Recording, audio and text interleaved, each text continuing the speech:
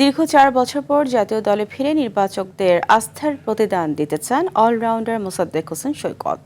দলে ফিরে শুনিয়েছেন অস্ট্রেলিয়ার বিপক্ষে সিরিজ জয়ের ব্যাপারে আত্মবিশ্বাসের কথা। এছাড়াও সাকিব আল হাসানের অভাব পূরণ করা যে কোনো ক্রিকেটারের জন্য কঠিন বলেও মন্তব্য করেন এই ক্রিকেটার। ঢাকা প্রিমিয়ার লিগে আগামীকাল লিজেন্ডস অফ রূপগঞ্জের বিপক্ষে আবাহনীর ম্যাচকে সামনে রেখে অনুশীলন শেষে সাংবাদিকদের এসব কথা বলেন তিনি।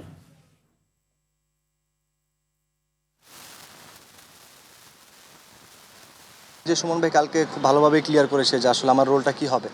সো সেই জায়গাতে যদি আমার অপরচুনিটি আসে, আমার জায়গা থেকে আমি চেষ্টা করব যে যেহেতু ৬-৭-এ ব্যাটিং করতে হবে এবং টিমের দরকারের জন্য ৫-৬ ওভার হয়তো বোলিং করা লাগতে পারে। সো আমার যে ছোট ছোট রোলগুলো সেইগুলো আমি চেষ্টা করব ফুলফিল করার।